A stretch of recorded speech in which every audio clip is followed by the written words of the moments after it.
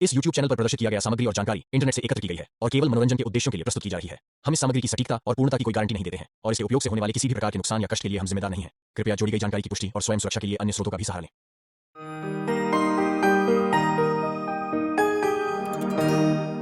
Silver screen पर बाहों में बाहें डाले प्यार के गीत गुनगुनाने वाले कई बॉलीवुड सितारे अपने रियल लाइफ प्यार को रियल लाइफ में नहीं पा सके।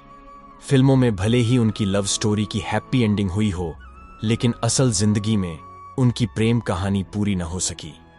प्यार की कुछ ऐसी ही अधूरी दास्तान पर आइए एक नजर डालते हैं। दिलीप कुमार और मधुबाला की जोड़ी बॉलीवुड की आइकॉनिक जोड़ी कही जाती है। दिलीप कुमार हमेशा मधुबाला को लेकर चर्चा में रहे। बॉलीवुड में जब भी प्रेम कहानी की जिक्र होता है, सबसे पहला नाम इन्हीं दोनों का लिया जाता है। इनकी प्रेम कहानी जितनी पर्दे पर खूबसूरत थी, उतनी ही असल जिंदगी में भी थी। दोनों का रिश्ता 9 साल तक चला था, लेकिन सिर्फ एक जिद की वजह से यह खूबसूरत प्रेम कहानी कभी पूरी नहीं हो सकी। बाद में दिलीप साहब ने सायरा बानो से शादी की और मरते दम तक सायरा बानो ही उनके साथ रहीं। मधुबाला ने किशोर कुमार से शादी कर ली थी। कहते हैं कि मधुबाला और दिलीप कुमार पहली बार फिल्म तराना के सेट पर मिले थे। इसी के बाद से दोनों के बीच नजदीकियां बढ़ने लगी थीं। उस समय मधुबाला महज 18 साल की थीं और दिलीप साहब थे 29 के। मधुबाला बेहद खूबसूरत थीं। उस दौर में सभी उनके दीवाने हुआ करते थे। मीडिया रिपोर्ट्स के मुताबिक ग्वालियर में फिल्म की शूटिंग हो रही थी। उस दौरान कुछ गुंडों ने महिलाओं के साथ बदतमीजी की और उनके कपड़े फाड़ दिए। इस घटना के बाद मधुबाला के पिता ने शूटिंग की लोकेशन बदलने के लिए कहा। इसके बाद मामला कोर्ट में पहुंच गया और दिलीप साहब ने कोर्ट में फिल्म डायरेक्टर का साथ दिया। इसी के बाद से दोनों के रिश्ते में कड़वाहट आ गई। एक इंटरव्यू में मधुबाला की बहन ने बताया था कि मधुबाला चाहती थीं कि दिलीप साहब उनके पिता से माफी मांग लें। दोनों की फोन पर बात हुई थी। तब दिलीप कुमार ने मधुबाला से कहा था कि तुम अपने पिता को छोड़ दो, मैं तुमसे शादी कर लूंगा। दोनों की अपनी जिद थी। इस वजह से रिश्ता तबाह हो गया। मोहब्बत, गुस्सा, रूठना, मनाना और फिर ब्रेकअप। एक दूसरे के लिए तमाम सपने संजोने वाले जोड़े जब अलग होते हैं तो रोमांटिक रिश्तों का दर्दनाक अंत बहुत तकलीफ देता है। इस दौरान खुद को संभालना बहुत मुश्किल हो जाता है। कुछ ऐसा ही हुआ था रवीना टंडन के साथ, जब वह अक्षय कुमार की मोहब्बत में गिरफ्तार थीं। रवीना टंडन आज भले ही अनिल थड़ानी के साथ शादीशुदा जिंदगी में खुश हों, लेकिन एक वक्त ऐसा भी था जब वह अक्षय कुमार से बेइंतहा प्यार करती थीं। जब रवीना अक्षय से अलग हुईं तो वह यह गम बर्दाश्त नहीं कर पाई थीं और टूट गई थीं। 99 के दौर की बात है, जब फिल्म अक्षय कुमार और रवीना टंडन की फिल्म मोहरा की शूटिंग चल रही थी। उसी समय दोनों एक दूसरे के प्यार में गिरफ्तार हो गए थे। उस दौरान में दोनों के लव अफेयर के खूब चर्चे हुए। इनका प्यार परवान चढ़ने लगा और मोहरा भी सुपरहिट हो गई। दर्शकों ने भी दोनों की जोड़ी को खूब प्यार दिया। मोहब्बत के चर्चों के बीच कई बार यह जोड़ी हाथों में हाथ डाले सड़कों पर भी नजर आई। अक्षय ने फिल्म की शूटिंग खत्म होते ही रवीना के साथ शादी का वादा किया था। कहा तो यह भी जाता है कि दोनों ने मंदिर में सगाई कर ली थी। अक्षय कुमार चाहते थे कि रवीना शादी के बाद फिल्मों में काम न करे। ऐसे में रवीना भी सब कुछ छोड़ने के लिए तैयार हो गई थी। लेकिन जब अक्षय की फिल्म खिलाड़ियों का खिलाड़ी रिलीज हुई थी तो उनका नाम रेखा के साथ जुड़ने लगा। खिलाड़ियों का खिलाड़ी रिलीज होने के बाद एक शाम को पार्टी रखी गई। उसमें रवीना भी पहुंची थी, लेकिन उस पार्टी में अक्षय का ध्यान रेखा की तरफ था और दोनों का इस तरह देर रात तक पार्टी करना रवीना को बिल्कुल पसंद नहीं आया। बस उस रात की यही एक गलती अक्षय और रवीना की मोहब्बत की कब्रगाह साबित हुई और रवीना ने अक्षय संग ब्रेकअप कर लिया। अक्षय का साथ छोड़ने के बाद 22 फरवरी 2004 में रवीना ने अनिल थड़ानी से शादी रचा ली। शाहिद और करीना कपूर और शाहिद कपूर की लव स्टोरी हर कोई जानता था। दोनों ने सार्वजनिक रूप से इस रिश्ते को स्वीकार भी किया था, लेकिन यह रिश्ता क्यों टूटा, इसकी कोई वजह आज तक स्पष्ट नहीं हो पाई है। साल 2004 में फिल्म आई थी फिदा। कहा जाता है कि दोनों पहली बार इसी के सेट पर मिले थे। फिदा शाहिद की पहली फिल्म है। उस समय करीना बॉलीवुड की सफल अभिनेत्रियों में से एक थीं। करीना कपूर ने इंटरव्यू में खुद रिवील किया था कि वो शाहिद के पीछे किस कदर दीवानी थीं, जबकि शाहिद उनसे दूर भागते थे और इग्नोर करते थे। लेकिन बेबो को शाहिद इतना पसंद थे कि वो हर बार खुद ही पहल करती रहीं। आखिरकार 2 महीने लगे थे शाहिद को मनाने में और वो मान गए, लिहाजा दोनों की प्यार की गाड़ी चल निकली। करीना और शाहिद एक दूसरे के प्यार में पागल थे। खबरों के अनुसार करीना कपूर ने शाहिद कपूर के लिए नॉन वेजिटेरियन खाना भी छोड़ दे दिया था। उस दौरान शाहिद और करीना ने कई फिल्में साथ में की। ये अलग बात है कि जब तक ये जोड़ी साथ थी तब तक इनकी फिल्में बॉक्स ऑफिस पर कोई खास कमाल नहीं दिखा पाए, लेकिन जब वी मेट फिल्म में जब ये दोनों अलग हुए तो वो फिल्म सुपरहिट हुई। करीना कपूर और शाहिद कपूर ने अपने ब्रेकअप के बारे में कभी कुछ नहीं कहा, लेकिन करीना कपूर का अचानक सैफ अली खान को डेट करना उनके फैंस को चकित कर गया। करीना कपूर की जिंदगी में सैफ अली का आना और करीना शाहिद का ब्रेकअप, इसे करीना भाग्य का लिखा मानती है। शाहिद कपूर से ब्रेकअप के बारे में करीना कपूर ने एक इंटरव्यू में कहा, भाग्य के अपने कुछ प्लान होते हैं और जिंदगी उसके हिसाब से चलती है। करीना कपूर ने कहा कि जब भी मेट फिल्म ने जहां उनके करियर को बदल कर रख दिया, वहीं फिल्म टशन के सेट पर करीना की सैफ अली खान से मुलाकात हुई और उस मुलाकात ने करीना की पूरी जिंदगी बदल दी। करीना ने कहा, फिल्म टशन के वक्त मैं अपने रोल और फिगर को लेकर बहुत उत्साहित थी। टशन फिल्म ने मेरी जिंदगी बदल दी क्योंकि इस फिल्म के जरिए मैं अपने लाइफ पार्टनर से मिली। अपने इंटरव्यू में करीना कपूर ने कहा, फिल्म जब वी मेट की शूटिंग के दौरान से लेकर फिल्म एक्शन के बीच में बहुत कुछ ऐसा हुआ जिसके बाद हमने अपने अपने रास्ते अलग कर ली। अमिताभ बच्चन और एवरग्रीन रेखा। बॉलीवुड के महानायक अमिताभ बच्चन और ब्यूटी क्वीन रेखा की लव स्टोरी के बारे में तो सभी जानते हैं। फिल्मी गलियों में एक दौरा ऐसा भी था जब अमिताभ बच्चन और रेखा की जोड़ी को बॉलीवुड की सबसे हॉट जोड़ी कहा जाता था और इनकी प्रेम कहानियों के चर्चे लोगों की जुबां पर रहते थे। कहा जाता है कि दोनों में सीक्रेट लव था। इनकी जोड़ी ने पर्दे पर एक से बढ़कर एक फिल्में दी थीं। काम के दौरान ही दोनों के बीच नजदीकियां बढ़ी थीं। अमिताभ ने तो कभी रेखा के संग प्यार को कबूल नहीं किया, लेकिन रेखा आज भी दिल ही दिल में उनको अपना मानती हैं। वर्षों बीत गए, कई पीढ़ियां अमिताभ बच्चन और रेखा के फिल्मी गानों को सुनकर बड़े हुए हैं।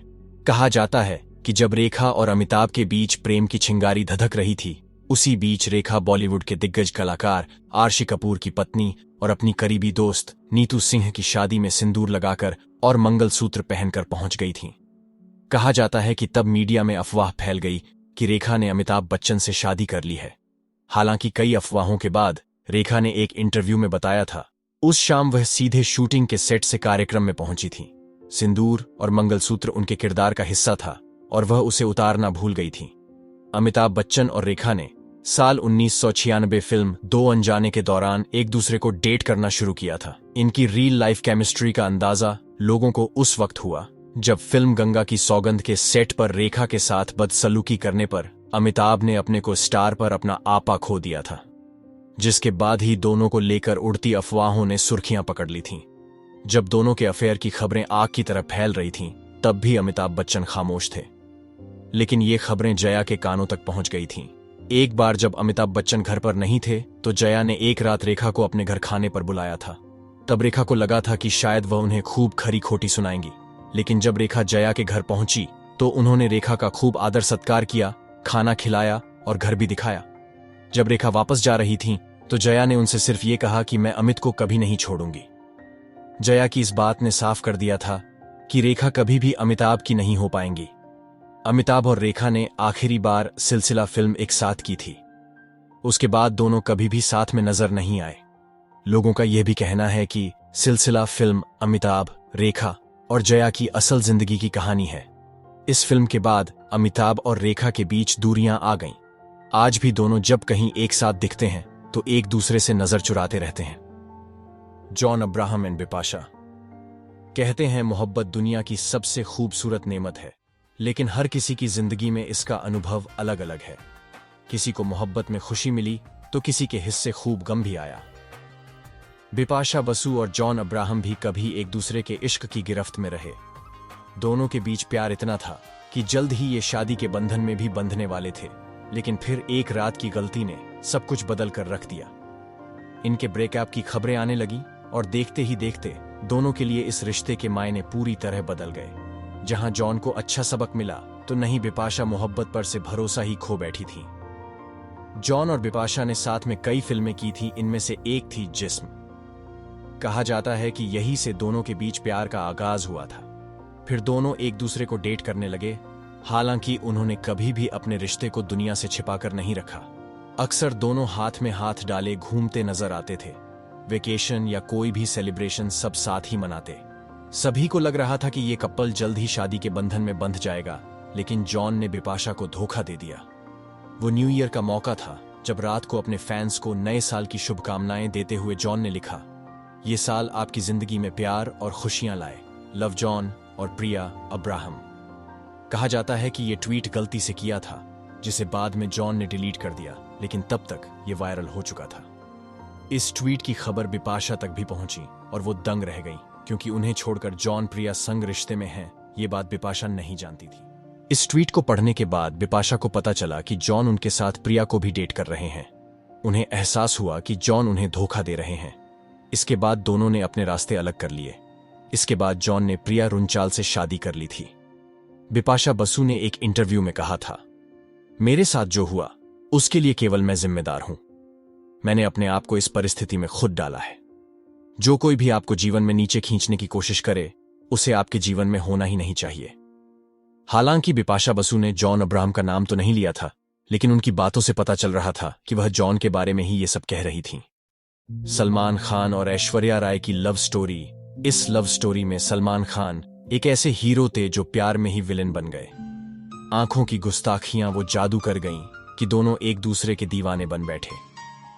खुद पर काबू ना रहा और इश्क जगजाहिर भी हो गया, लेकिन जुनूनी मोहब्बत में ये कहानी अधूरी ही रह गई। ये बात उन दिनों की है जब सलमान सफलता की ऊंचाइयों पर थे और ऐश्वर्या राय मिस वर्ल्ड का खिताब जीतने के बाद बॉलीवुड में अपने कदम जमा रही थीं। उस दौर की फिल्मी मैगजीन में प्रकाशित एक लेख के मुताबिक सलमान खान अभिनेत्री सोमी अली के प्यार में पागल थे और उनसे शादी करने की चाहत भी जता चुके थे।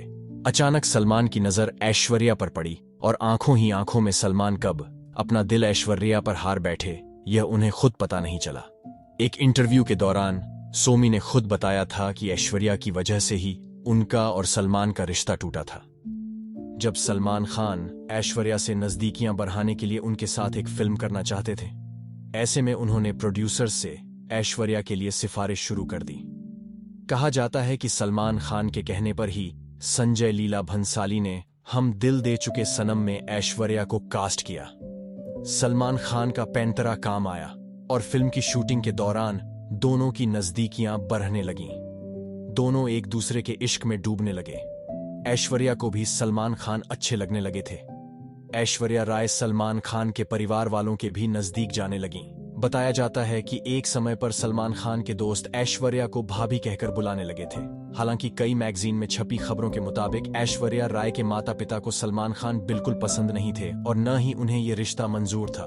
मीडिया रिपोर्ट्स के अनुसार ऐश्वर्या के पेरेंट्स ने उन्हें सलमान से दूरी बनाने के लिए कहा था। सलमान खान और ऐश्वर्या राय की लव स्टोरी बहुत ही अच्छी चल रही थी, लेकिन एक वक्त ऐसा आया जब दोनों के बीच सब कुछ खराब हो गया। कुछ समय तक डेट करने के बाद सलमान खान ने ऐश्वर्या के सामने शादी करने का प्रस्ताव रखा, लेकिन अपने करियर को देखते हुए ऐश्वर्या तुरंत शादी के बंधन में बंधने के लिए तैयार नहीं थी। इससे सलमान खान भड़क गए और आधी रात को ऐश्वर्या के घर पहुंच गए, लेकिन ऐश ने दरवाजा नहीं खोला। गुस्से में आगा बबूला। सलमान खान ने रात भर दरवाजा पीटा और 19वीं मंजिल से कूदने की धमकी भी दी, लेकिन ऐश्वर्या ने उनसे बात नहीं की। सलमान खान का यह रूप देखकर ऐश्वर्या डर गई थी। सुबह 3 बजे ऐश्वर्या के फ्लैट का दरवाजा पीटते रहे। कहते हैं कि दरवाजा पीटते पीटते उनका हाथ जख्मी हो गया था। आखिरकार सुबह 6 बजे घर का दरवाजा खुला। इस घटना के बाद खबर आई थी कि ऐश्वर्या राय के पिता ने सलमान खान के खिलाफ पुलिस थाने में केस भी दर्ज कराया था। ऐसे में सलमान खान का खूब अपमान हुआ था। इन खबरों के बीच सलमान खान की एक्स गर्लफ्रेंड सोमी अली ने उनसे संपर्क करने की कोशिश की। सोमी ने सलमान से कहा कि उनके पिता की तबीयत ठीक नहीं है और डॉक्टर ने ऑपरेशन करने की सलाह दी है। ऐसे में वह उनकी मदद करें। ऐश्वर्या को बिना बताए सलमान अमेरिका चले गए। उन्होंने न सिर्फ सोमी अली की मदद की, बल्कि उन्हें सहारा भी दिया। यह बात जब ऐश को पता चली, तब उन्होंने इस रिश्ते को हमेशा हमेशा के लिए खत्म करने का फैसला कर लिया, लेकिन सलमान इसके खिलाफ थे। खबरों के मुताबिक सलमान ने ऐश्वर्या की फिल्म कुछ ना कहो के सेट पर हंगामा किया। आपको बता दें कि इस फिल्म के हीरो अभिषेक बच्चन थे। इन अफवाहों पर मुहर तब लगी जब ऐश्वर्या 2002 में आयोजित अवार्ड फंक्शन में हाथ में फ्रैक्चर के साथ पहुंची। कुछ साल बाद एक मैगजीन को दी इंटरव्यू में ऐश ने अपने और सलमान खान के रिश्ते का खुलासा किया था। उन्होंने बताया था कि सलमान ने उनके साथ मारपीट की थी और जब वह सलमान का फोन नहीं उठाती थीं तो सलमान उनसे झगड़ा करते थे।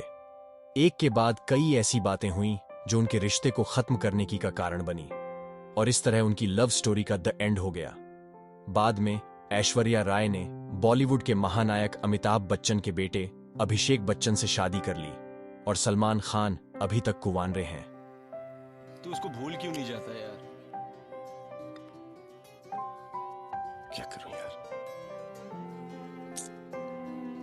भुलाने की कोशिश करता हूं, भुला ही नहीं पाता। धन्यवाद दोस्तों कि आपने हमारे वीडियो को देखा। हमें गर्व है कि आप हमारे साथ थे और हम उम्मीद करते हैं कि आपको यह वीडियो पसंद आया होगा। अगर आपको इस वीडियो से कुछ सीखने को मिला हो या आपको इससे कुछ नया जानने को मिला हो तो कृपया हमें अपने विचार और प्रतिक्रिया के रूप में टिप्पणियां दें। अगर आपने अभी तक हमारे चैनल को सब्सक्राइब नहीं किया है तो कृपया सब्सक्राइब करें ताकि आप हमारे आने वाले वीडियो से अपडेट रह सकें। हम फिर से आपका धन्यवाद करते हैं कि आपने हमारे साथ वक्त बिताया और हमारे साथ जुड़े रहे। फिर मिलेंगे अगले वीडियो में। धन्यवाद और शुभकामनाएं।